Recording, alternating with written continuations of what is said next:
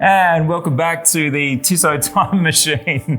We are in a loft building in the middle of Locle, Switzerland, a 700-year-old town. And I'm with the CEO of Tissot, Mr. Sylvain Dolla. We have a watch that's a little younger than that. This is not quite that far back in the archives. What are we talking about today? We are talking about the family PRS, and the PRS were born in 1965. Yes. And this one is very interesting because we kept the name PRS, PR for particularly robust. Wow, in English, that's very not so Swiss. easy for me. No, particularly robust. And here it's really, we are in the world of racing. And Tissot, is very involved into the world of racing. Today, we are the official timekeeper of MotoGP, for example. Yes. And racing has always been part of our histories. And in the 60s, we were also involved in the world of racing. And here you have all the elements in design that we call this racing world. So you have... Let's call this what it is. This is a beast of a watch. Isn't it? Really? Yeah. And you see, for example, the piston pushers style. We have also the perforated leather straps to recall these 60s racing cars. And that was there simply to allow, allow heat to escape because you would get very, very hot driving. Yes. And we have the version with the valjoux, the original valjoux with the counter at 9 o'clock and 3 o'clock. And you can see in the back the beautiful driving wheel rotor. And the finishing also on the dial. And of course, we have also a Powermatic version with an 80-hour power reserve in 3 hands, with also an interesting design on the back case. Now, I'm going to throw you, Sylvain. I'm not sure if you have the answers here. Do we have the specs for each model in terms of what size is this watch? So this one is 42, and so the 3 hands is 42, and the version with the valjoux is 45 millimeter. Excellent. It's almost like you've got someone here telling you what to say. Yes, almost. And I forgot something very important.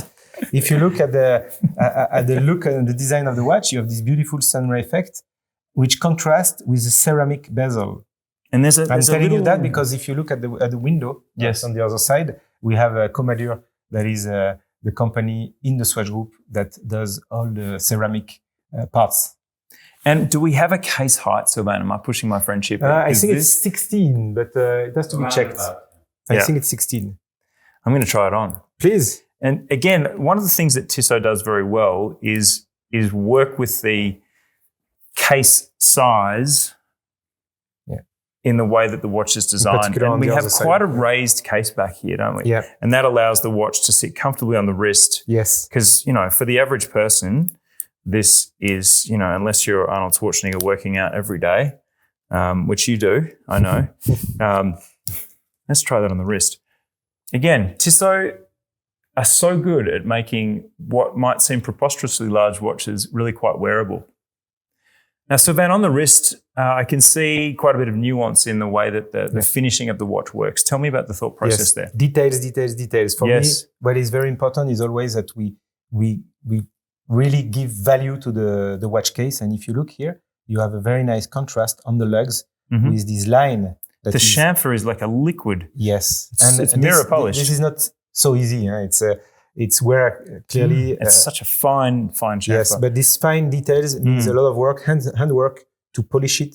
But that makes a difference because your eyes perceive the difference and the contrast between the brushed and satiny. And it continues the line of the strap. Is that the point? Exactly. Lovely.